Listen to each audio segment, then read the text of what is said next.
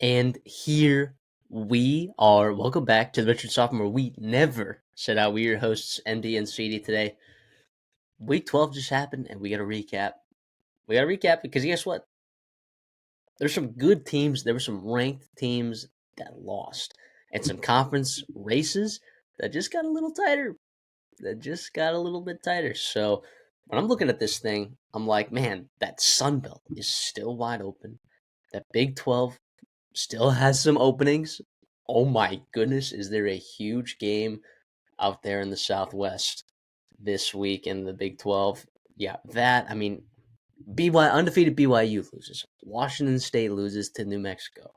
You had Louisville dropping to a Stanford team as 20-plus point favorites. I mean, some crazy, crazy results. Georgia beats Tennessee to hand Tennessee their second loss in the SEC. If A&M loses to Auburn this weekend, which is very possible, and then beats Texas, which is also very possible. In fact, I am pretty confident that that is the most likely outcome to happen in my eyes. Every single team in the SEC will have at least two losses. And then you were looking at just chaos there with tiebreakers where Bama and Georgia will probably end up playing again. And then in the ACC, I mean, you still got SMU hauling trailers, but Clemson looking vulnerable again. Dude, there's so much to talk about here. It's just nuts. CD, I mean, do you not feel the same way? It's crazy. This race is awesome. I know there's only 12 teams, but there's a 12-team playoff, so I know a lot of teams will be able to get in and maybe lose in those last couple weeks and still get in. But I still think it's very, very entertaining here. The SEC tiebreakers are wild here. I believe the sixth tiebreaker is a random draw, by the way, which not that we'll get to that this year, but isn't that hilarious? And for Greg Sankey to pick a name out of a hat, and I'm sure it'll be a team he wants to see in there. But regardless, it's awesome. This has been a great college football season. We're glad you guys are joining us. Hope you guys are enjoying and having as much fun as we are as well.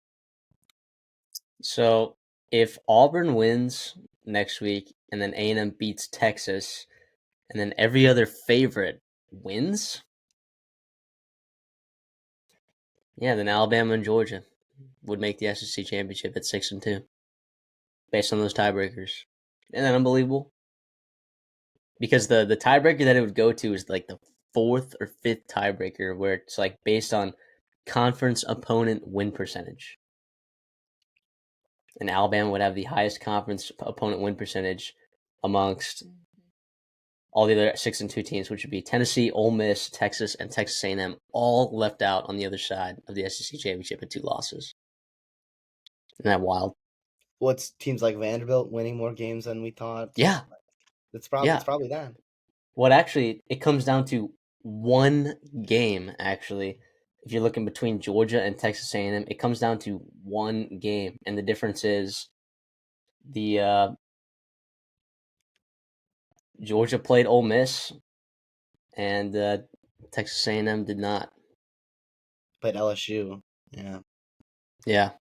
So, which is crazy because LSU, I just dropped another one, man. But this is crazy. Let's get into like some of, I guess, our picks. We'll talk about the teams that we previewed. You know, we'll get to our dirty dogs as well as the counter. But to kind of recap our picks, I mean, I was 6-2 in the games that we previewed, picking straight up winners. 5-2-1 because we had a freaking stinking push with Old Dominion. I hate pushes on this show. I hate them. But it was at -110 across the board. Is unanimous -3 when we took them, even though that line ended up dropping to like -1. Yeah, so that stunk. And then you looked pretty good as well, 5-3, picking straight up winners, and 4-3-1 ATS. The one that I feel good about that's really kind of the difference between you and I's slate is taking Arizona State to win straight up against Kansas State. Felt really nice, and by the way, they dominated. And Samuel was slinging the pill in that first half. That was crazy. He was just throwing the ball all over Kansas State, which was wild. And then I guess I had South Alabama to cover, and you had Louisiana covering in that game. So that's really the difference in ours. Otherwise, our slate looks almost exactly identical. So catching those two wins is what makes the difference here. So on the year, I'm 61-36, picking straight up winners, which is pretty good. ATS, I'm 55-41. Yeah, it's pretty good. You'd be up 9 units. I gotta start betting these, dude, because like last year I would have gone up like 17 units betting these. I'm up 9 units betting these right now. If you were to bet, I just don't bet them. I just don't bet them. I try to find value in other places, but whatever. And you're 5-3, which is 56 and 41 picking straight up winners on the season, and then 4-3-1 puts you at 44 and 52 ATS on the season. But this is kind of where you were last season, and then you went like 8-1, 7-2, or something like that the last like 2 weeks of the season in conference championships. So I feel like you're better at this thing the later we go. So I'm not really worried about that at all. Yeah, the bad beat this week was the San Jose State. After dark, they were driving with a chance to cut it to 7, and then they threw the pick six. So we had it at 13.5. But if you had it at 14.5, I'm sure you were furious if you are in San Jose Yeah. State to see him driving and then like an 85-yard pick six. But yeah, great slate this week. I mean, I was entertained, all throughout the day, especially that nightcap. I felt like there was a bunch of good games going on, a lot of meaningful football being played. So it's been fun. Well, let's recap some of these games that we didn't necessarily get to preview that we think are pretty important here. I guess I'm going to start off here with let's just I'll start with Clemson. No, you're going to talk about that later. So Let's start with Oregon, Wisconsin, and just kind of talk that's a about great that. I one. mean, they struggled in that game. Wisconsin at home, that environment was super, super rowdy. I actually got a call from a buddy that was there, and he was like, dude, there's an energy in the stadium right now. And you could tell that stuff was going to go on. And that was early in the game, even when they were losing, 6-0. But it was exciting to see Wisconsin. I know they fired, their offense coordinator Phil long ago, but they're kind of playing with their left hand, one hand tied behind their back with Braden Locke. He threw his pick, which he always does. We talked about it. He's good for one a game, and unfortunately, it wasn't even his fault, right? It was the tip ball, and it just happened. But their defense was unbelievable. I do think it's a little concerning for Oregon. However, every team has looked vulnerable at this point, right? You're on the road. You're going against time zone. It's like your 8th game in a row. This was a spot that some people were like, yeah, Oregon could get got here, and they just found a way to win. Coming from behind in that game, in that fourth quarter, they respond when they needed to. It was awesome. I thought it was very, very well done by Oregon, and I also give a lot of credit to Wisconsin for battling. Yeah, I think I was talking about this with someone in the office the other day. I was like, they were like so confident that Oregon was going to blow the doors off Wisconsin. And I'm like, I don't know, because Dylan Gabriel has one road stinker like every single season. It's like one, like last year it was Kansas after you had your biggest win of the season, you know? And correct me if I'm wrong here, but on the schedule, I guess it wasn't a look at it. It kind of is a look ahead spot. Not really. They have a bye, so It maybe was it's not a look just ahead the end spot. of But it was the end of 8 weeks. It was 8 straight weeks of playing football, right? There was yeah, no bye. Their bye is super late this year, that's a so really good point. So which honestly is going to benefit them now in hindsight that they won all those games. You get to go into Washington on the road coming off of a bye, and then you're generally more fresh, for that conference championship game. Because I believe if they lose the conference championship game, or sorry, if they lose to Washington, they still get in. Maybe Penn State would have a weird tiebreaker. It'd be it a would be three-way tie, right? interesting. It depends. I think because if Ohio State beats Indiana, so it's a 4-way tie, right? Then what it would go to is Oregon beat common opponents. So Ohio State beat Indiana and Penn State, or like head to head. So Ohio State beat Penn State and Indiana. So those two are obviously down, and Oregon beat Ohio State. So Oregon and Ohio State would go and rematch. So both of those teams control their own destiny, and But what you're saying is, it would get so interesting if Oregon's clinched by that sense. I still thought it was like well even if Penn State hasn't Indiana played Oregon, it makes it weird. well it would be head to head against everyone, and the only teams that have played each other Well, I Oregon guess played Ohio Indiana State. is. God, why did I If forget about Indiana? That was if gross of Indiana me. beats if Indiana beats Why? Ohio State, then or if Indiana beats Ohio State, that's when it gets interesting because then it's the tiebreaker between Oregon and Penn State. Yeah. And yeah, it's just these tiebreakers, man. Without the divisions, it's very fun to go through, and I think it's cool having a lot of teams alive. And even if you do lose one game, you still have a chance to make up for it, and you're not getting screwed by your division. But it's interesting. Let me head over to Iowa State, Cincinnati. Iowa State, really, really nice bounce back game from them. This was a spot that I was worried that they were going to just crumble against a team that runs the ball really effectively. Now, did Brendan Sorsby and Corey Kiner combine for 260 yards on the ground? Yeah. Yeah, they did.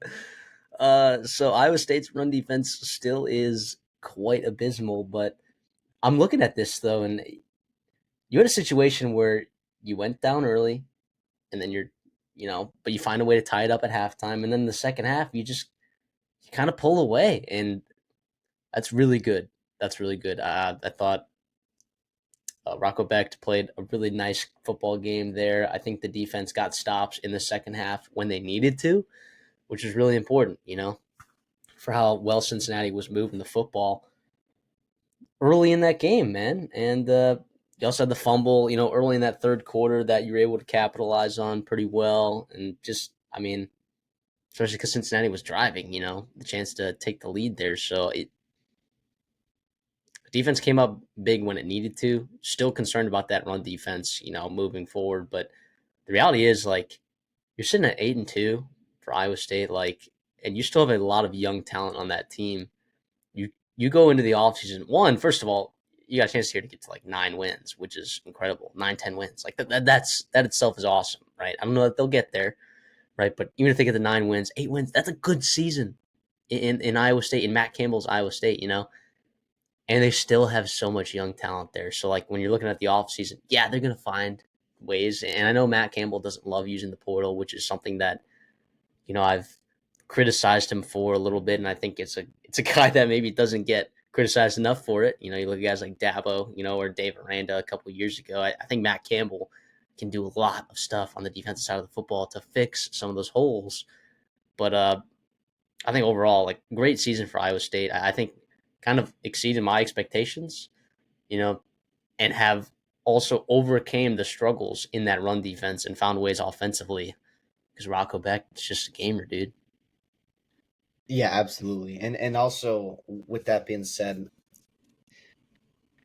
there was concerning signs here. Like I do think Sorsby, who a guy I've been super complimentary of all season long, ever since he was in the portal going to Cincinnati. We talked about him being a game changer for them, and part of the reason why I was on their over win total, which they've been stuck at 5 wins for like 3 weeks now, if you're Cincinnati. But regardless of all that, he missed some throws, right? He missed some easy throws. He missed some wide open potential touchdowns, walk in touchdowns, on some of their nice, well designed plays by Satterfield. So it was frustrating. He ran the ball really well on the ground.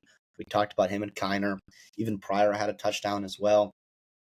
But, and then Iowa State, like you said, they just responded when they needed to. They had the fake punt, which is really well designed. I think Steve O'Klotz, right? Everyone loves that kid.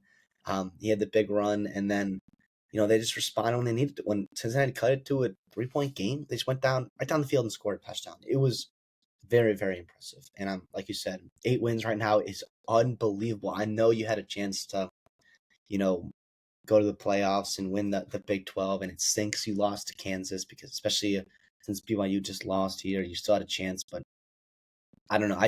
I still think you got to be very proud of how it's been so far. You lost to Kansas, who's playing really good football right now. You lost to Texas Tech by a nail biter. So I think it's one absolutely got to be proud of. And for Cincinnati too, I mean, you're so close to a bowl game. Some way in this stretch here, all you had to do was find one win with Colorado, who's playing really good football, West Virginia, Iowa State on the road, Kansas State on the road, and TCU. You had to find one win, and now you left to going on the road against a really talented, very well coached team, and then TCU is dangerous too at the end of the year. So we'll see what Cincinnati does, but I still think it's been up and down for them. But regardless, I think the signs are pretty positive. I I know I just picked that game to look at. I want to go to another game because it's fresh in my mind. There's a team out west that has 7 wins and is uh, currently undefeated in the Mountain West, and they play neither UNLV or Boise State the rest of the way, and that team is Colorado State right now. I know that they've played some bottom of the barrel Mountain West teams, but if you look at that roster and go back to last season and just look at how dependent that offense was on Torrey Horton to make big play after big play, and not having him this season due to injury, they're able to run the dang football, dude. I mean, you had this game against Wyoming 24-10. Now you had it at home, right? It's not a huge difference in elevation between Laramie and Colorado Springs. I think it's like 6,000 between 7,200, which I guess is a big difference. But you had Marshall and Morrow both, over 80 yards. Morrow's been a guy who's just been an absolute heat-seeking missile to the end zone recently. I mean, both those guys producing the way that they have, and not having Fowler Nicolsi have to throw the ball 40 times a game to win football games, the way that Jay Norvell maybe has had to do before. Credit, man. Credit. They've won some games. New Mexico is not a great football team, but they're not terrible. They're dangerous sometimes. They beat a San Jose State team that I happen to think is pretty good as well. And next week they're going to be playing a Fresno State team and Utah State, two teams that I think are not bottom of the barrel.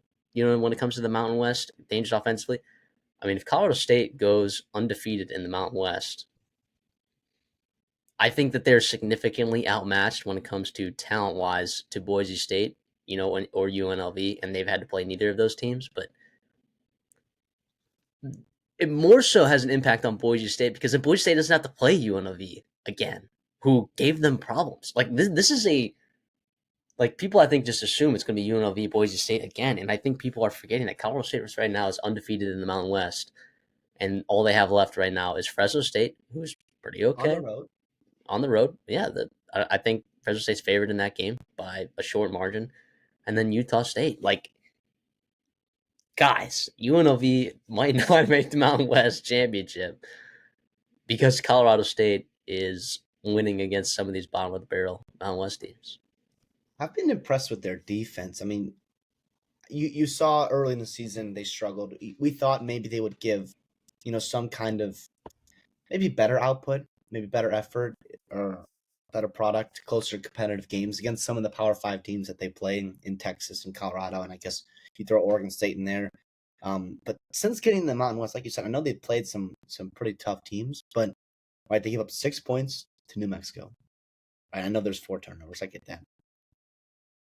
They played San Jose State pretty darn well, right? And then what they did against Nevada and obviously Wyoming's not very good offensively, but I don't know. I think everyone's kind of writing in Boise State right now, and they're kind of head and shoulders over everywhere else in the Mountain West. I think you got to give some credit to Colorado State. I think Jay Norvell is a very good coach. I'm glad you brought up this game because it does matter. It really does matter who Boise State plays, especially if they do start competing with Army and Tulane potentially for a spot because, maybe they do beat Colorado, but Colorado State, but Colorado State's not like a signature win or like a better win than, UNLV would be.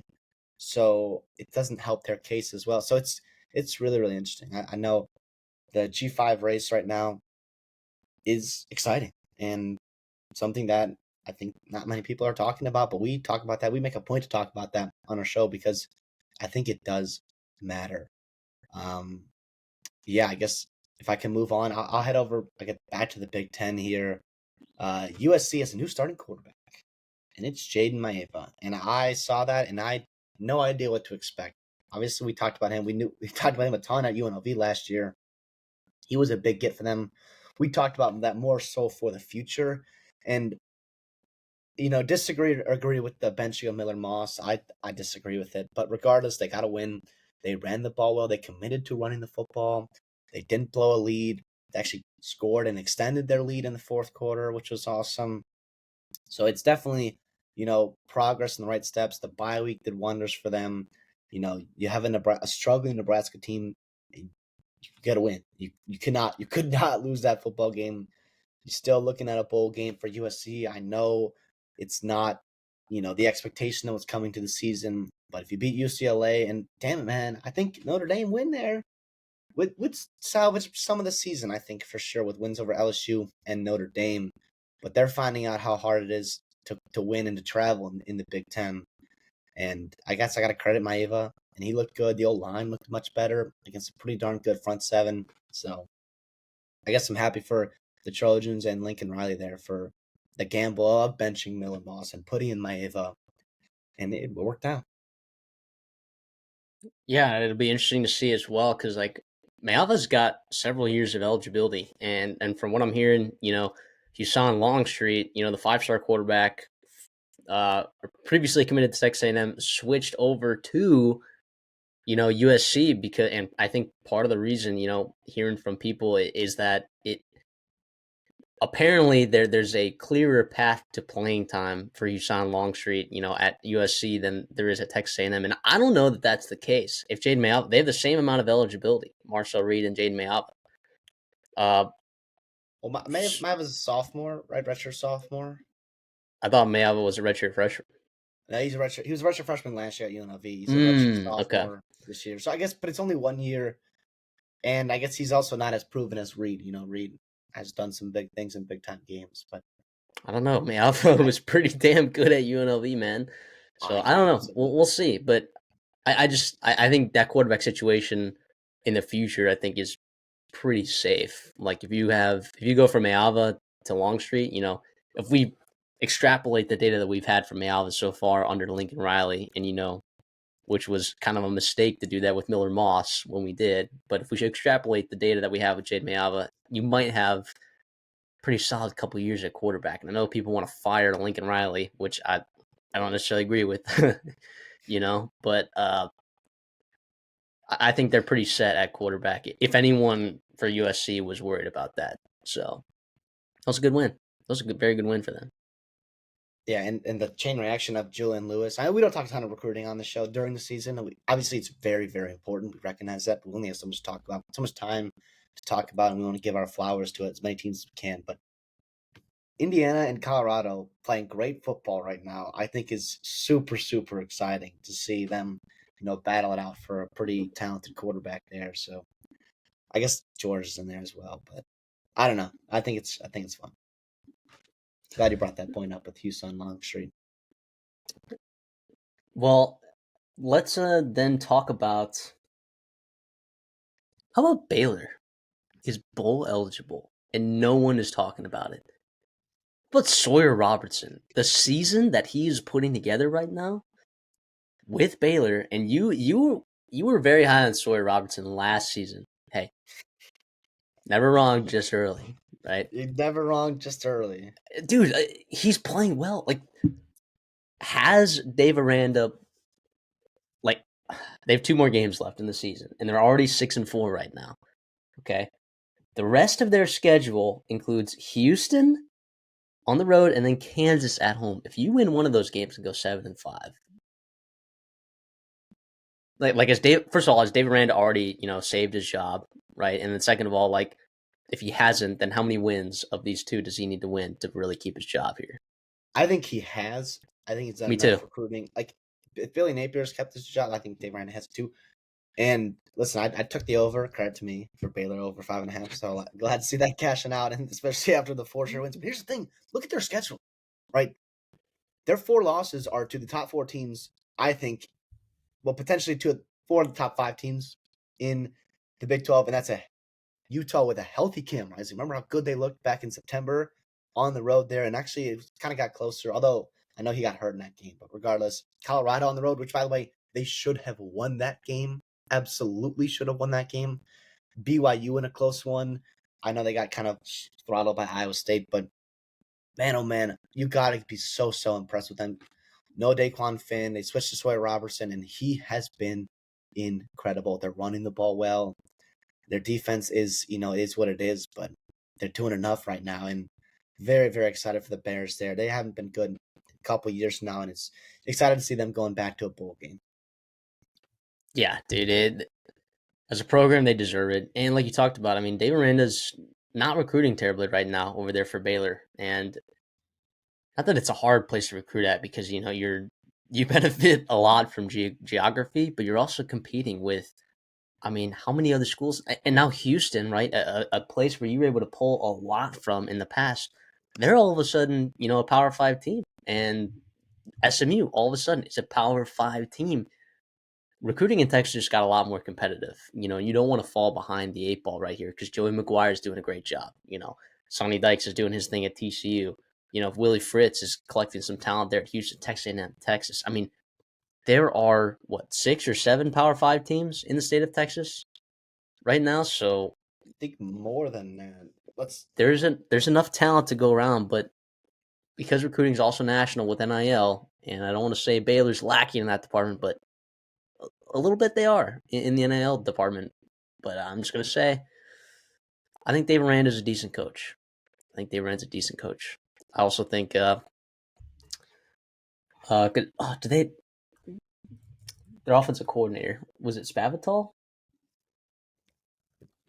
Yeah, Spavital, and I think that hiring right there was a great hire. It actually probably saved Dave Aranda's job, hiring Jake Spavital. I mean, you saw what he did at Texas A&M a couple years ago. Even last year for Cal, I thought was very impressive with the number of quarterbacks that he was playing. I mean, just unbelievable job, I think, by Jake Spavital this year, and he should definitely get his flowers. I'm not sure if he's a guy that's going to be talked about for head coaching positions because I know he Well, had his maybe. chance, but I think also going to West Virginia here, it was interesting to see Gary Green come back. Obviously, he ran the ball well like he always does, but when he has to throw the ball more than 30 times a game, 39, like their record and there's these things like it's just not the way to win football games. So when you get caught from behind or you get down early, right, like they did, and kind of get pulled away there and need them in the fourth quarter, it's just tough. You play a very, strict, low margin for error type of football, and sometimes you get got here, and they also got to beat UCF, who's playing better football as of late, kinda, I guess, and Texas Tech, to make a bowl game. And both those teams will be fighting, playing hard, um, just like West Virginia will. So very interesting there in the Big 12. Very, very interesting. I uh, don't know if I have too much more to talk about here. I think a lot of it will hit in our, best bets. A lot of it will hit in our underdogs, dirty dog segments. Obviously, the big games that we previewed will go more in depth there. I guess I'll talk about Texas. No, we'll talk about the whatever. Yeah, I guess we'll move on to the Dirty Dogs. And to recap that, Oh, 0 and oh 4 wait, real we. quick. We should probably talk about Stanford and Louisville. I know. I guess we could kind Oh of yeah. talk about the dog segment, but so Well, I'll we be picked. honest. I'll be honest. I did not watch that game, so I don't have much to say about it unless I I didn't you do. either, but I think just more so the impact of that. I think it really does hurt the ACC in getting 2 wins. To me, that's my first two. Excuse me, 2 teams in the playoff. That to me is you know in terms of like the broader impact. Obviously, it sucks for Brom. We know he has a dud once a year at least, and while they're a very talented football team, they're not talented enough to overcome an absolute dud that they put out there. But very, very happy for Stanford. We've been waiting for them on the Dirty Dog segments. We've had them on multiple times, and obviously, very happy for them. Come from behind, by the way. I'm just looking here, 14 down 14 points in the last game. But in terms of like SMU, Miami, and Clemson all played Louisville, right? And so Clemson's claim to fame in the ACC was, their Louisville loss. It's like, okay, we'll get that. But then SMU too, that was their big signature win. It was Louisville and Miami. That's their big signature win. So like it's definitely something that hurts, I think, top half of the ACC and the ACC's chances of getting 2 teams in the playoffs. Now, obviously, a lot can happen those last couple weeks. Teams will lose, and teams ahead of them are kind of playing each other. So we'll see how much they fall in November. But I think it's worth noting because we might come back to this and see a one-bid league in the ACC and be like, well, where's their strength of schedule? We saw some out-of-conference losses. We also saw some teams at the top that could Plus have been better wins. the BYU loss now, and potentially another loss on the way next weekend. I don't know. Yeah, Just some food for thought. That more so applies just to SMU. But when you're talking about ACC college football playoff picture, you got to talk about SMU, and they're out of conference as well. So no, you make a really good point there. Let's then move over to the Dirty Dogs. 0-4 week for us. There were 4 Dirty Dogs that hit. All right, one of them would have been on my slate if it was at 10 when we recorded. It wasn't. Syracuse and Cal. I would have pounded Syracuse. It would have been absolute. We mentioned when we were drafting before we went on air. I'm like, dang, man, I wish that was not at 9.5. I wish that was at 10 so we could take it for our Dirty Dogs. Because if you don't know, the Dirty Dogs, we have to take straight up money line winners for teams that are at least 10-point underdogs. I took Arkansas and Wake Forest. 2 competitive games. Both of those teams, covered their respective spreads, I believe. So yeah. I'm not upset with that at all. Tennessee, you took at plus 325. That was competitive for a while, but unfortunately Georgia pulled away. And then ULM plus 1500. I mean, anytime you take plus 1500, I mean, you're just sometimes they just get blown out. Like that's just part of it. So it's not like it was a terrible. It's not like it was a terrible play. Just yeah, you look at the score and you're like, oh my gosh, that was horrible, but it's plus 1500.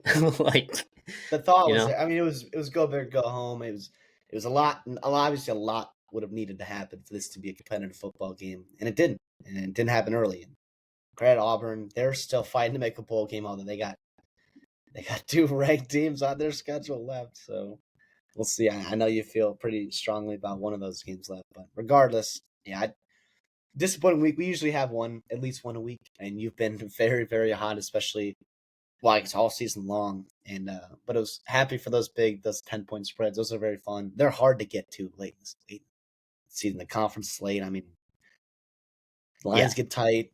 They get pretty sharp, and we're just kind of trying to find value here and find ways to find an upset. It's good exercise. It's good Well, exercise. the ones that we missed, all right, for reference for the audience, there were 4 of them this week. One of them was Syracuse over Cal. Okay, another one was Stanford over Louisville, which we talked about. Which no way in hell. I mean, we put Stanford. How many times have we put Stanford on our Dirty Dogs? Like probably 3 or 4 times.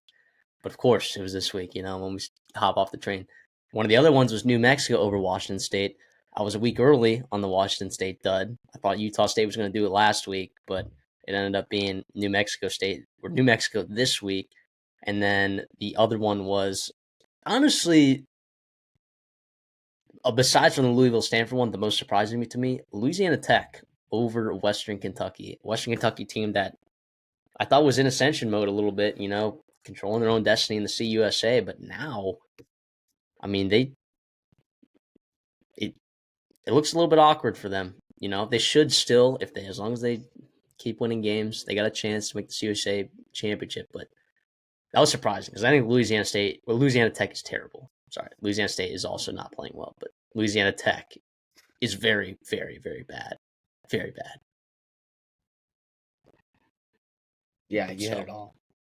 So that was it. It's on the season. We're 11-37 on the year, which sounds like a terrible record. But if you were to track this by units and bet these all season long, you'd be up 6.1 units, literally taking underdogs for teams that are favored or that are 10-point underdogs. So that's pretty insane. So I like that. That's a good stat for us right there.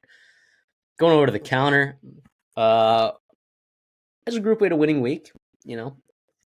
I will say that compared to the last couple weeks, I was on the more favorable side of variance this time. The one that I hit that was really good. My picks were this: Old Dominion +3, which pushed; South Carolina -13, which did not hit because Missouri made it close at the end. Washington State, New Mexico over 72, which I was the benefit of some fourth quarter touchdown. I mean, it probably should have hit cleaner than it did, but Take it. we'll take it, right? Arizona State, which by the way, second straight Washington State over. I took over 69 last week and then 72 this week, and they both cashed, which is wild. Just tell you the level, what kind of football is being played over there in freaking Pullman. So Arizona State +9, loved that. If that line was at 10, I would have absolutely put it on the Dirty Dogs. I picked them straight up to win. They were awesome. Tennessee, Georgia under 48.5. that one probably should not have hit. I mean, you're looking at a couple nice things happening in the second half there that allowed for that to hit right there by a half a point. Plus, if you didn't get that number at 48.5, I believe it closed at 47.5. So you would have been screwed. And then Texas A&M minus 38.5. That one actually could have definitely hit. You had a red zone interception at the end of the first half for Marcel Reed, and then an interception from Connor Wigman. Uh, just bozery by him, but I don't know. That was one that I'm just like it was kind of a homer pick, but I felt good about it, so I threw it on there late. Probably just should have left it off and took the 3-1, but instead we were 3-2-1. On the season, I'm 37-31, picking these games up 2.67 units on the season. For you, you only had 4 picks this week. You went 2-2. On the season, you were 31-28. You're still up 0.21 units on the year, so you're still up. You had Illinois minus 2.5, which is a winner. Tulane minus 7, which is a blowout winner. Should have been on that one with you, absolutely. Clemson minus 10, which did not hit, and then Louisiana minus 7 did not hit. So, what are your regrets? I guess. I mean, trusting in Clemson right now. I mean, they came back and won that football game. I just credit Pitt for getting off the turf there and making it a really competitive football game. I guess also with Louisiana, obviously sucks that Woldridge got hurt, but Fields came in and played fantastic. South Alabama almost blew another lead. I guess we'll talk about it because we did preview that football game, so we'll do that in our recap. But happy to see Illinois playing good football and getting a win there. Tulane's obviously very, very dangerous right now. Nobody wants to play them. I think if you want to like a real test of, you know, who should get that G5 spot, I don't know who wants to what 5 seed wants to play Tulane right now because they are playing really good football. I know it's been against pretty poor teams, right? But they are playing good football. Yeah, no, you said it absolutely. So on the year, I mean, we're up almost 3 units. We're up almost 6 units on the Dirty Dog. Preseason bets. I mean, I went back and checked my preseason bets. They don't look awesome. I think yours are looking better than mine, which is kind of exactly what happened last year too. So we keep chugging though. We keep chugging. We're gonna go into the actual games though that we previewed. So let's get into those. The first one, let's talk about Texas at Arkansas. The line was 13.5. We took Texas to win, Arkansas to cover. That is exactly what happened. A nice little middle sandwich right there. I mean, well, this kind of came down to, and I didn't think it was going to be the case. I said I like Taylon Green, against teams that don't have a particularly great pass rush, but Texas getting home 6 times. I mean, that'll have a big impact on the quarterback that was already a bit gimpy to start with. Yeah, it was big. I will say, I have been hesitant to buy into Texas's defense, but if they're going to win the SEC, obviously Quinn Ewers and that offense has to play better, but that defense has been, I think, very, very impressive. I cannot really think of a single game where I've left it being like, this kind of gave me some worries, and I think obviously part of it is who they've played, but I think also replacing all those players they lost, especially in that front seven, and even the injuries they battled in the secondary, very, very impressive. What they're doing, getting out to the quarterback, tackles for loss, putting people behind the sticks, it's awesome. And for Arkansas, with a frisky quarterback like Taylor Green, those negative plays, they kind of hurt you. And they can happen in bundles. And we saw that. Obviously, Arkansas made it a close game. They just couldn't get out of their own way in that first half. So it was almost too big to come down from. But happy for Texas for getting a win here. They're kind of just survive and advance here. I mean, for whatever reason, the committee just absolutely loves them. So they don't really have to have any style points. All they got to do is really win out and take care of business, and they'll be sitting pretty in the playoffs. But this was a trap game. Not a trap game. This was a losable game for sure. And this is a game that Texas teams in the past have lost. And I think Sark, when he's done there, very, very, you just got to take it sometimes in the SEC. Wasn't pretty, but you won with your B game, your off speed pitch, and that's impressive too. I think so. I think you got to give them credit when they do win football games. I mean, I think one, getting Jaden Blue going was pretty big. I mean, you haven't really seen a whole lot of him this whole season, aside from the first couple weeks of the season. So, um, seeing him get going a little bit, was nice. I know it wasn't perfect, but at 80 something yards, uh, that's nice. That's nice production from him that you're going to get. I'll also say too, like Arkansas ended up cutting this to 3 in the fourth quarter, but I still felt like I still wasn't too worried about Texas. Maybe Texas fans will disagree with that, being having some of that PTSD from some of those bad losses that they've taken in the last decade. But I thought, like you said, their defense just looked really good, and I wasn't nervous honestly for Texas. I had a feeling Arkansas. Okay, maybe Arkansas covers this game. Maybe it's close, but I just still felt good about Texas. Man, I don't know. I mean, if you're gonna box score snipe this, I mean, it's not like Texas dominated, but they won. They won a football game in a tough environment against a not bad football team.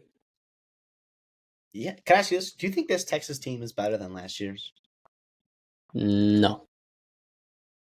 I think last No, I year's think had the more secondary more is much improved. I'll give you that. Preventing explosive plays, I think that's a big deal. And I think that helps. But if Texas had that offense that they had last year, right, in this year's secondary, I mean, I don't know. This Texas team would be really, really tough to stop. It already is. I mean, they're they're what are they 9-1. 9-1? So Yeah. it'd be interesting if they had this year's secondary and Tavondre Sweat and Byron Murphy. I mean, holy cow, that defense would be stupid nuclear, right? And then you wouldn't even need last year's Texas offense, honestly, to win the national championship. I think you would have the best defense in the country. Yeah, I think this team is like the last year's team. You're seeing like elite players play really, really well in the NFL as rookies, and I think that's pretty telling of how the top end talent was there with Texas. But I think this team is a little bit deeper and a little bit more complete and can win with their off speed pitch, which has been impressive this year. And I think we're all kind of waiting for a flip to switch for Sark and Quinn Ewers and Isaiah Bond and Silas Bolden and Golden and obviously the tight end Helm and where's the transfer from Alabama. And so we're kind of waiting on it to all click together, and maybe it just won't. But I think, if it does, that's when you do get a pretty scary output. But a win's a win. A win is a win. And for Sam Pittman, has he kept his job? I mean, if he beats Louisiana Tech, I think so, dude. I going bowling. absolutely think so. They had Uh, a tough schedule. And I heard yeah, the same thing with A&M, where like all their tough games were at home, and or like their big games, right? It was Texas A&M, Tennessee, Texas is Ole neutral Miss, site, but Texas. yeah, I guess so, yeah, with Dallas. But but your looking point back to stands. the yeah, looking back to, I guess, not a road environment really is what I'm trying to say. Looking back to that Oklahoma State loss, I know it was a much different team back then, but that hurts, I think, a lot. Yeah, And I don't think people are talking about that enough because that team is terrible. And you'd be at 6 wins, you'd be up to 7 wins soon. So looking a lot different. Tulane beat the absolute snot out of Navy. Navy is absolutely free falling right now. We talked about it. We said on the show, kind of jokingly, but we were like, "Oh, like the game against Notre Dame where they had 5 turnovers and they got smacked." It's like, "Oh, was that the game that's gonna break Navy?" And dude, kind of. I mean, they are free falling right now. I know they played some pretty decent teams these last couple weeks, but man, Tulane looks good. Makai Hughes, brother. Oh my God, is he just lighting it up these last, I don't know, 5, 6 weeks? He's nuclear. I think he's got 10 touchdowns in his last 6 games or something like that. Ridiculous. He's only got Yeah. 15 touchdowns on the year. So Yeah. he is going absolutely bonkers. This offense is in rhythm.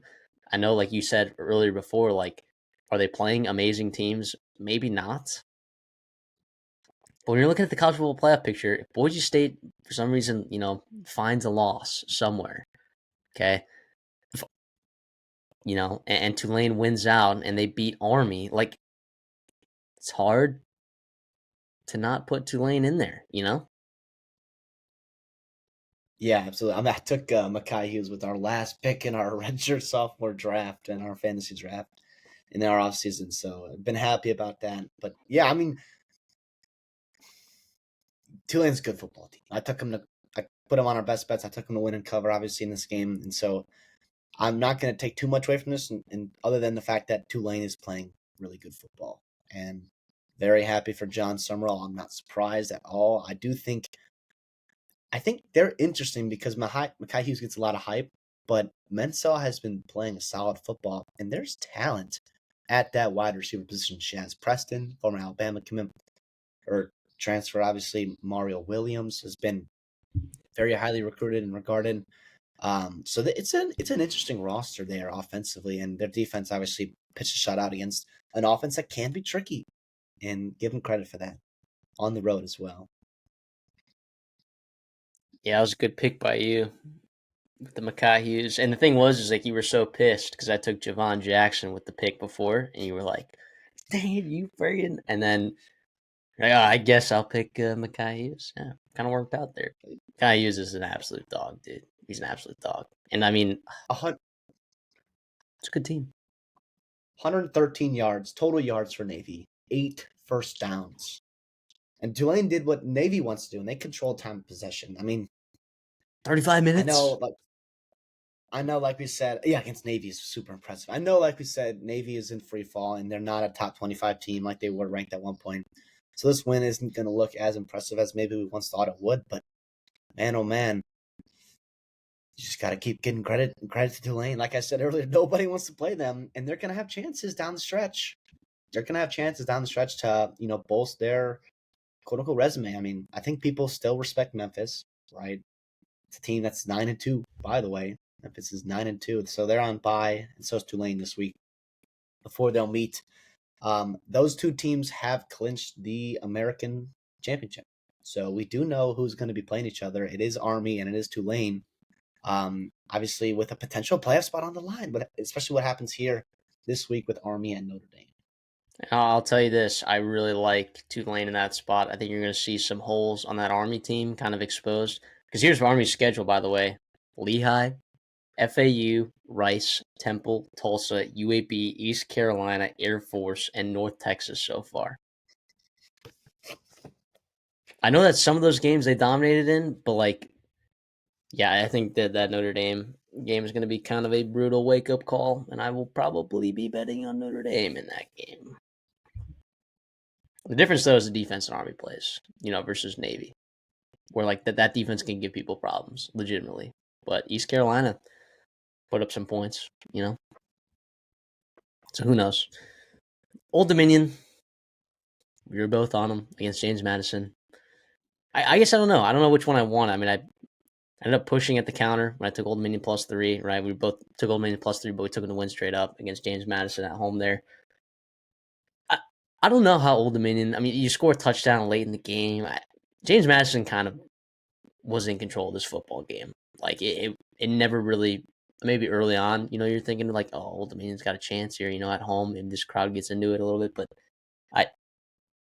Colton Joseph, back-to-back weeks, very underwhelming performances from him, especially through the air. James Madison, 37 minutes with the football, 233 rushing yards. I mean, they look good. They look like a team that can win the Sun Belt, and there still needs some stuff to happen, right, in order for that stuff to play out the way that they want to. But I'm looking at this and I don't know. I've been high on Old Dominion the last couple weeks. Bet on them the last couple weeks. I think I've been on my counter to the last 3 weeks. Oh no, they weren't on the week before, but yeah, I 3 of the last 5 weeks they were on my board on the counter. But serious holes on that defensive side of the football, were once again exposed, and Colton Joseph not being efficient, and then 1 of 11 on third down. That's not going to win you football games. The fact that they put up 32 points is wild, and because it's funny because they couldn't by a freaking point against App State when they were actually moving the football down the field. And here, they barely scraped 300 total yards of offense and put up 32 points. It is a little concerning. We've talked about James Madison's defense now and going over them and potentially being a little bit scary in certain spots. And like you said, somehow they put up 32 points. A lot of that was the block punt. I know they had a short field there, but other than that, you had 0 turnovers, 1 for 11 for third down, right? But Old Dominion did have a turnover, I think. Oh, I'm sorry. Yeah, no. Old Dominion did, but James Madison did not. And so Yeah. there was only one short field. They only had the ball for 22 minutes, and they still put up, 25 offensive points basically on their own. So it was interesting. And in terms of the James Madison team how good was that team last year? I think it's just a real thing. I'm looking at what Indiana's doing right now, but this was big for them. And with Georgia Southern losing and Marshall still on your schedule, I know that the tiebreakers will get really interesting there, especially if there's, a bunch of 2-loss teams, but it's there for James Madison. They're up to 8 wins right now, which is fantastic. Happy for them. Obviously, they got their signature win in North Carolina early in the season, but, now that loss to UL Monroe is really looking like it's kind of biting them because they're going to need some help potentially. And I think they can get it, though. I think they can legitimately get it, though.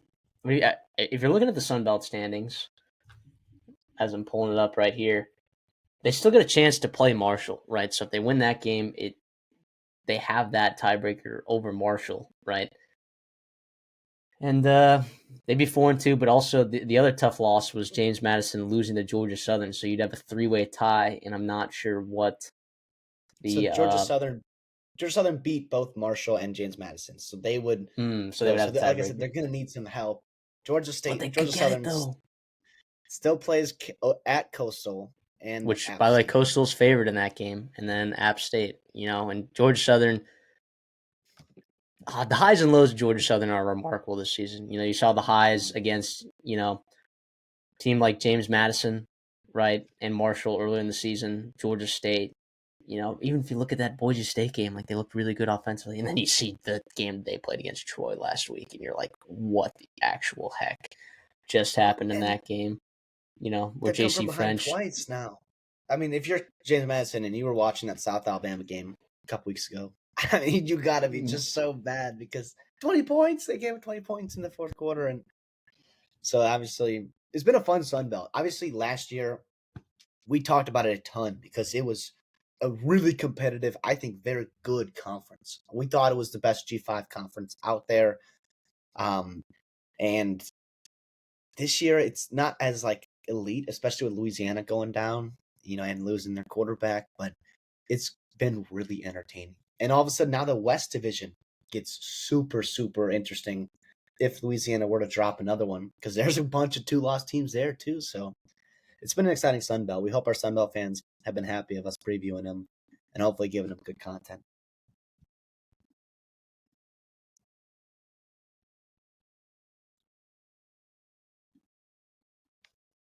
Hey, man, I can't hear you, to be honest. That's my bad. Got caught by the mute button right there. Boise State, San Jose State, dude. Like, Boise State, like you talked about that, turnover in the red zone late in the game. Like that, I mean, that changed the game completely. I mean, it made it look very lopsided, but it really wasn't at all. The bright side for Boise State is that, offensively they looked really good, but San Jose State, I mean, Eager put up points, dude. And I mean, Nick Nash just is so freaking good, dude. That wide receiver spot, I mean, just so good. They're in every single game, because they have that connection right there. But we both took Boise State to win, San Jose State to cover, and that's probably what should have happened. But I am, I Ashton Genty is a special football player, right? I mean, teams are legitimately having to put 10 players in the box to stop him. Committing that kind of resources has allowed Maddox Madsen to look really good as a quarterback offensively. I'm still worried about this defense. I'm still worried about it. If they have to play UNLV again, I'm not exactly sold 100%. I might be picking UNLV in that game. I'm serious because they've had a second chance to look at Ashton Genty, and they held them to his season low on the entire year. I just which was like 100 and 130 some 28. yeah, which I the agenda. By the way, if you look at like Howell power ratings and strength of schedule, people are like, oh my gosh, Genty, friggin' his schedule's awful. It's terrible. He's playing terrible teams. If you look at the power ratings of the schedule that Oklahoma State played in 1988 and the schedule that Boise State has played so far this year, Boise State has played, and it's not even debatable. Boise State's schedule is tougher than the schedule Oklahoma State played in 1988. Believe it or not, they played two uh, completely defeated teams back in 1988. They played two teams that had 0 wins on the season. A 4-7 Tulsa team. The Big Eight back then only had 4 teams with a winning record. You know, if you want to look at the Mountain West, only had 4 teams with a winning record. I mean, their out of conference was abysmal. Texas Tech was one of their better out of conference opponents, and they did not have a winning season that year. So I just the narrative. Also, Barry Sanders averaged. People are like, oh, Ashton Genty with 30 plus carries a game. Barry Sanders averaged 28 carries a game that season. Ashton Genty's only averaging 25. Derrick Henry in 2015 averaged 26 carries a game. I'm just saying. I'm just saying. Why is this It narrative sucks being for, pushed that Ashton Genty is just like some sort of stat garbage time merchant? and if you think Travis Hunter or Shador Sanders or whoever made Cam Ward, Dylan Gabriel, if you think they deserve the Heisman, that's fine. But you can't. Don't be pushing down Genty just to prop up your guy because objectively, Genty has been unbelievable. Subjectively, watching him, he has been fantastic. They needed him this game, and obviously, I know Mad Max like the stats look great. 22 of 30, 286 and a touchdown. But when they needed points in that second half, like Genty got the rock and he delivered 3 touchdowns for him. It's fun to watch him back there, man. It really is. I'm glad we've been covering them a good amount this year, and we put San Jose State on this because we were like, this is probably Boise State's last chance to lose a football game until um, the Mountain West Championship if they play UNLV. But the reality is, well, I guess we probably just jinxed them. You're going too Laramie this week, but yeah, and at San Jose State, I think in terms of like how these teams like how going forward, I think got to give a ton of credit to Coach Ken there in San Jose State. Boise State, like you mentioned, that defense, like there were some flaws there. There were some flaws there, and that could potentially be exposed by UNLV or obviously in the playoffs. So this is a far from perfect Boise State team, but they're winning football games. I think style points do matter for them, especially if Army and Tulane keep winning football games. And also, too, like that pick six at the end is huge because how many college football playoff committee members you think actually watched this football game until the fourth quarter, right? Let alone like the entire thing. So None. it exactly so or Heisman Trophy winners too. So like Well, there's some it Heisman Trophy voters that definitely watched it, but some. I'm saying like all of them, but I think too like winning by 21 looks a lot better than winning by 7. And while we know this game was competitive, but we know that Boise State, could have got here, and San Jose State played a fantastic football game. We also know that these quote unquote like playoff committee members like they're looking at the Experts. final score and they're like, oh, 21 points. So I think if you're Boise State, like that's huge. Like that's underratedly huge. I I don't agree. know to what extent. I don't know if it's gonna be the make or break if they make it or not, but it's just something to think about too. I, Unfortunately, I think if they win out, they should, unless Army wins out, right? That would be your only caveat, which I don't know that they will. I think an at-large bid, if they beat UNLV again, right, and if you have some teams at the top that lose, like I don't think it's crazy. I wouldn't hate it personally. If Army wins out, Army should get in. But I also think of Boise State, who started the season, the opening rankings at number 12, and all they did was Sorry, win. the college football playoff rankings at 12. Yeah. Thank you. Yes. Arizona State put an absolute pounding on Kansas State. Now, pretty much all of that came in the first half, right? Where Samuel had like almost 300 passing yards in the first half alone. Not Uh, much after. not much after, right? I guess good job holding on to the lead. I mean, I guess if you're gonna get nitpicky, right, like not keeping your foot on the gas in that second half, could cost you in some bigger games because you have a huge game. I mean, we talked about like Arizona State plus 1,700 to win the Big 12 when all they need is Kansas to basically beat BYU, and then they need to beat BYU. I I was I know I joked about taking it, and I'm like, I probably will, but I didn't, and I'm pissed. I'm pissed. I'm pissed. I took a shot in the dark taking Texas Tech plus 1,000, and I didn't even have the gonads to take Arizona State plus 1,700, like I said I would. Well, Unbelievable.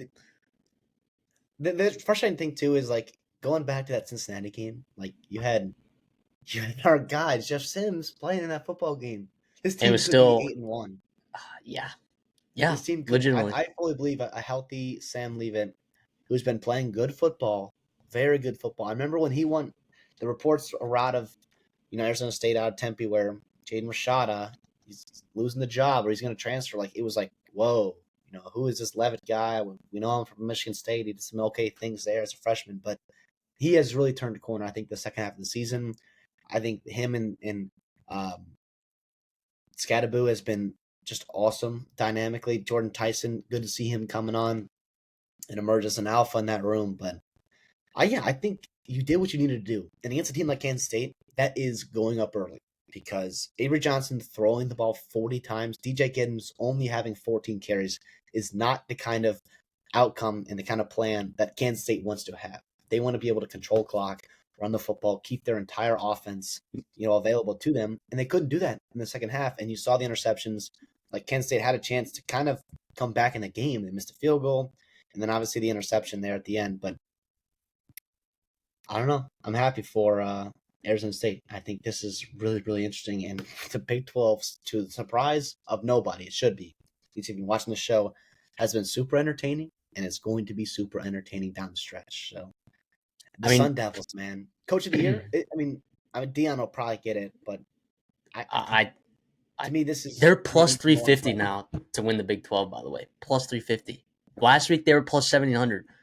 What was I doing? What was I doing? I literally said that I was going to take it, and I just did not. I did not do it. I'm so They're mad at over. myself. I think Kenny Dillingham should get it, honestly, over Dion. Well, Their if they over under beat was four BYU. and a half. 4.5 was their over under. They're at 8 Mm-hmm. wins. I know Now, Colorado's to be fair, and BYU's were both. Colorado's was also at 5.5. So to Yeah, be and fair, BYU's was at 4.5. so yeah, Crazy. yeah, crazy. Yeah, it is an upside down Big 12 right now. And when I look at this too, like you mentioned the Cincinnati game, but also the Texas Tech game, dude. They had a chance to win that game. They did. I don't know. I think Arizona State. I don't know what the opening line is for that game. Let me look at it. They're probably BYU's probably favored because it's in Provo, I believe, right? No, I don't know. I'll check on that right now. Let me But check it real quick. Oh no, Arizona State's at home and they're favored by 3.5. What was I doing? above a field goal, above a field goal. Okay. What was I thinking? Not taking Arizona State at plus 1,700 last week when we both believed that Kansas was going to be BYU, and we'll get to that game. Although maybe they shouldn't have, but we'll get to that game. Oh, I'm so mad at myself. I'm so mad at myself. I do want to ask you this though. For Kansas State, switching to them, they were in a spot where they were 7-1, with the only loss to BYU, who at the time was a top 10 football team, and they go and they lose to Houston and Zion Chris, who just got kind of spanked by Arizona, and then they lose to Arizona State, by 10, jumping down early. Not that obviously we're not hitting the panic button at all, but I do think this season has been a frustrating one for fans there, you know, in terms of what's gone, like the expectations of Avery Johnson, and now you see Will Howard over at Ohio State doing good things, and it's got to be frustrating for sure because of the way the Big 12 is shaken out. Like, you're probably the most talented team that's like at the top, right? You're probably the best coach, one of the best coaching staffs, at the top there too. So why aren't you winning football games? What's going on there? Well, I Could mean, it? the Redshirt Sophomore was all over the. Well, I guess we weren't all over it, but when we pick win totals for every team, we were both on the under. I mean, for apparent reason. I mean, it's like there are holes on this team that just maybe weren't filled to the way that people thought that they were going to be filled, and we both thought. I think we were both high on Avery Johnson, regardless of like our feelings about the win total, right? Like, I think we were both high on him and what they were going to be able to do, but a change at offensive coordinator, right? Plus, Avery Johnson just not being very effective, throwing the football. You don't have a ton of weapons around Avery Johnson. Like, that is the reality. You still have a decent offensive line, but the reality is you don't have the. You lose guys like Kobe Savage and Will Lee on the defensive side of the football in that secondary to Oregon and Texas A&M. Like, there were holes to be had, and talent was lost, right? So I don't think it's all that is surprising to you and I on this show, but I think like it's disappointing for sure for Kansas State fans when you're looking at the teams that are at the top, BYU, Colorado, and Arizona State, and being like, in the first year without Oklahoma and Texas, and you go into the season basically as, I mean, were they not the odds-on favorite to win the Big 12 heading into the season? Yeah, them. I think it was Utah. Oh yeah, it's Utah, which both. I mean, talk about disappointing. I mean, holy cow! I mean, you'd And rather Iowa be State, Kansas State than Utah right now, obviously, but yeah, I think Iowa it's State was just up there more as well. about how you started and how it kind of was going because BYU that loss looked bad early, but then it was looking like a good loss, and you ended up still controlling your own destiny basically. After Iowa State lost, Yeah, actually it wouldn't have even mattered if they lost because you still play them at the end of the year. So it definitely frustrating, I think, for Kansas State fans, but it's been a wild year in the Big 12. The margins are small, right? I know they're one of the more talented teams, quote unquote, but you still have to play good football week in, week out, and it's hard to do. South Alabama walked into Louisiana and finds a win. Giant win for Major Applewhite, who's had some, I mean, just some brutal fourth quarter losses this season so far. And we believe, like we both talked about in the offseason when we did our coaching carousel coverage, which I think is some of the better coaching carousel coverage that you'll see, on this site. But we both agree that Major Applewhite, like, was a good hire, and it is a tough loss losing a guy like Kane Womack, but then promoting Major Applewhite, I think was probably the best move for the program at the time. And that you have the good offensive pieces despite losing, your running back who you ended up finding in just as good of one, right? And then you also lose a guy like Colin Lacey to Louisville who hasn't even played at all. Yeah, it's I honestly like. I think it's been a good season for South Alabama in Major Applewhite's first year. I mean, you're going to disagree with that because like this win kind of puts the cherry on top of it for me. It did salvage it for sure, and I do think it is frustrating because of how down the Sun Belt is, and with a win like this, you are a fourth quarter collapse away from Georgia Southern and the And Arkansas in State. in the driver's seat to make the Sun Belt You had championship. you took the lead with under 2 minutes to go in that game, and you lost. And I know you're out of conference. It was a tough out of conference, by the way. I mean, North Texas way back when was playing good football in September. Ohio right now, I feel really good about them in the MAC, and I was on the road up there, and obviously LSU is going to be what it's going to be. But yeah, like you said, I mean, you kind of got to take it.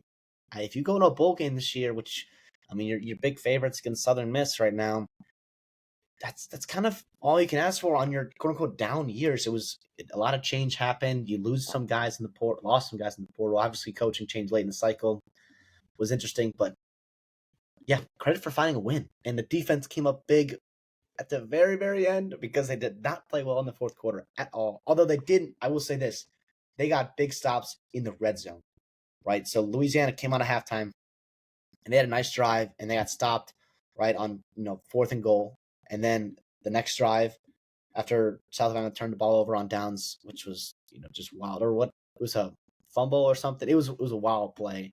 I forget exactly what happened. But then short field and you get a stop again in the red zone, fourth and goal. And that's 8 points that Louisiana left on the board there. And then the 2 points at the end, the 2 point conversion. So I know it was frustrating, and I know you saw the writing on the wall happen again for South Alabama. Oh, here it comes. Here comes Louisiana. Here comes Louisiana. But all of a sudden, you get a big stop when you needed to a couple times, which you missed in those previous games, and it turned out to be big for you. I do think still, like, 0 points in that second half. You had the weird plays. I get that. The interception was brutal. I mean, that's going to happen with Gio Lopez, but a win's a win. And this is, I think, huge for the program to kind of build on that. Also, they're not out of it when it comes to the Sun Belt championship race because of this win. Like, they're not. And they should be undefeated in the Sun Belt, right? Because they should have beaten Georgia Southern, and then you let up that late field goal to Arkansas State to lose, when you scored a touchdown to take the lead with a minute 49 left to go, like you talked about. They should be undefeated, but they're still not out of it, right? Because Louisiana plays Troy, who's, I think, playing better football right now. And if you're going to be without Ben Woolridge, I think Chandler Fields played well, but still a bit of a wild card. And then Louisiana Monroe is the big one because they got to go on the road, and that's a huge game because rivalry too, right? Yeah, it's a rivalry game. Louisiana Monroe is fighting for a bowl game right now, and that might be Louisiana Monroe's chance to make a bowl game this year in their first season if they lose to Arkansas State on the road next week. And Louisiana Monroe, as we know, I'm not necessarily sold on Louisiana's defense like I had talked about in the pregame, previewing this game. Louisiana Monroe could get them, man. And then in that situation, South Alabama has the tiebreaker, over Louisiana. The only other team that they would need to lose then is Arkansas State. Well, yeah, and I guess it would beat Texas State. They would beat Texas State, and then they would need Arkansas State to lose somewhere, which we know Arkansas State's capable of doing that. So, yeah, just when we talk about, crazy stuff in the Sun Belt, we talked about the Sun Belt East being wild, but with this loss, it has just blown the door wide open for like 4 or 5 different teams to potentially make the Sun Belt West, or to win the Sun Belt West division as well. So, yeah, credit to Major Applewhite and South Alabama. But with Ben Woolridge out, CD, how confident are you that Chandler Fields can lead this Louisiana team the rest of the way? I think I am. Obviously, Woolridge was playing fantastic football throughout the season. He struggled early in the game. I think he had the interception. I know that. The broken collarbone, whatever it is, it hurts for sure, and it sucks that he gets hurt again this season.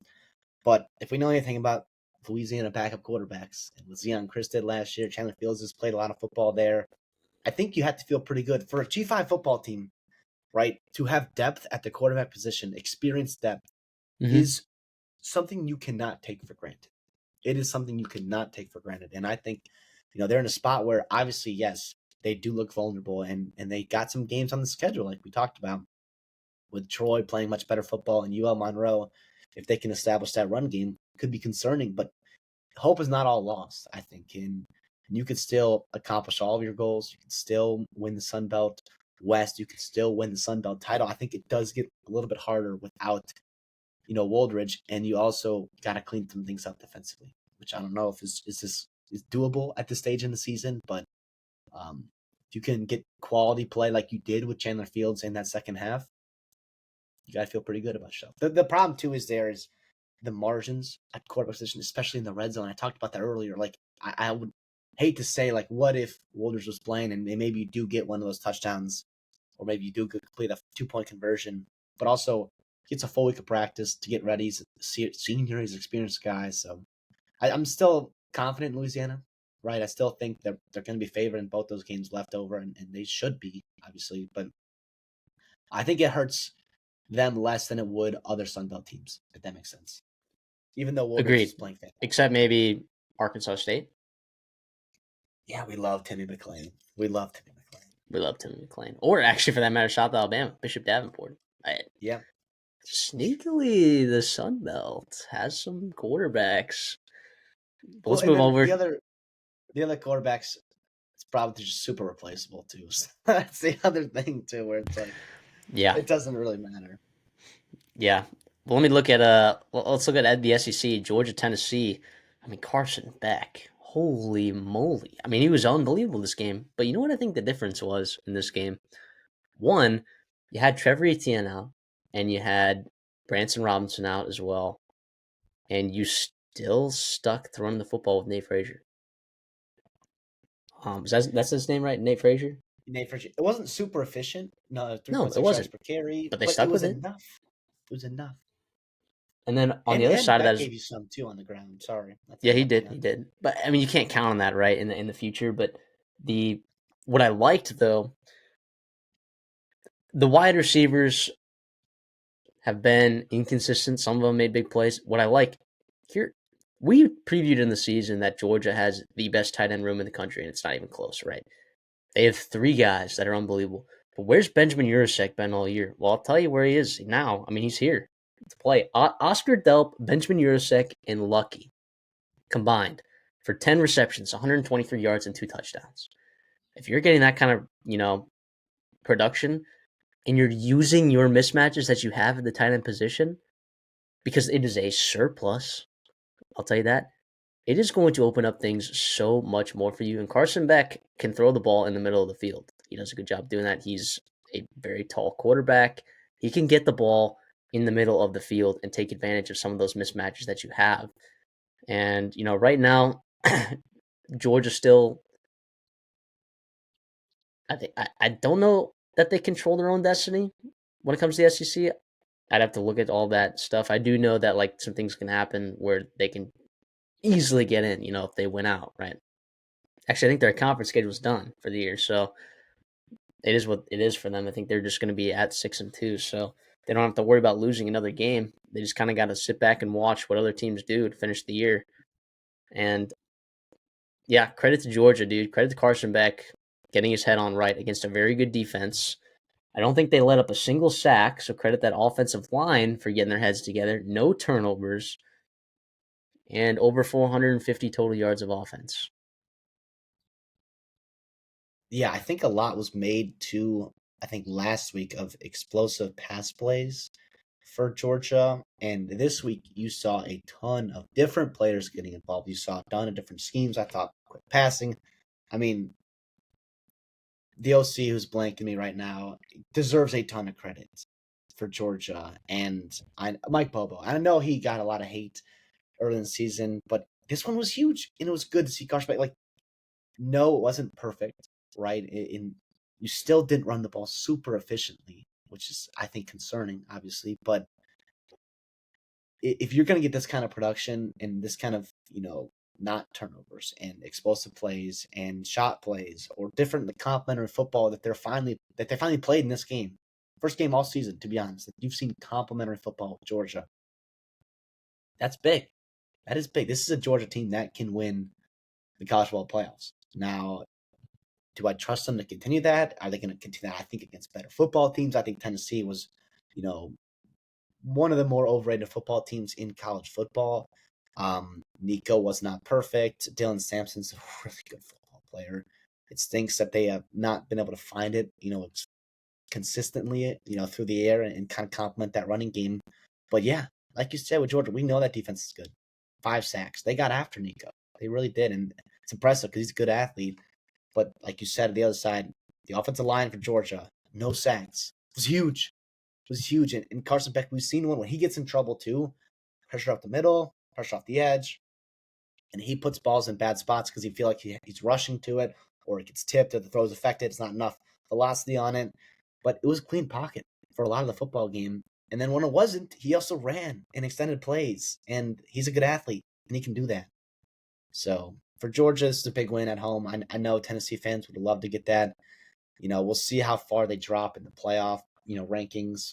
I, for one, to be honest, don't feel like they deserve a shot. I know they beat Alabama, but again, that game was kind of handed to them, and you know, not many other quality wins other than Florida. It's probably your best win outside of Alabama. So it's been a while since we've seen good football being played from Tennessee, and I think that's definitely frustrating because there were high expectations for this year. There was an opportunity, but you're probably still going to get to just about 10 wins, and 10-2 in the SEC in a lot of years will probably get you in the playoffs. But with this year and all the 10-2 teams that are probably going to be there, it could be frustrating, I think, to say the least. For sure. For sure. Let's move over to our last game. Kansas went into Provo and took down an undefeated BYU team. And look, both of us had Kansas winning and Kansas covering. So, well, I guess we can go back to why we both did that. And I think we were both pretty similar on this. Kansas has been playing good football. Now, here's what I'll say about this game, though. Should Kansas have won this game? I don't know. Okay. But they did. And you could say the same thing about BYU. Should they have won the Oklahoma State game? I don't know. Should they have won the Utah game? I don't know. Right. So I think variance kind of caught BYU in this game a little bit. You had that one funny quarterback punt thing that happened that kind of massively changed that game. That changed. I mean, so I credit Lance Leipold, credit Kansas for finding a way to win. You know, after having 5 straight one possession losses, and they're going to improve their record to 1-5 on the year in one possession games.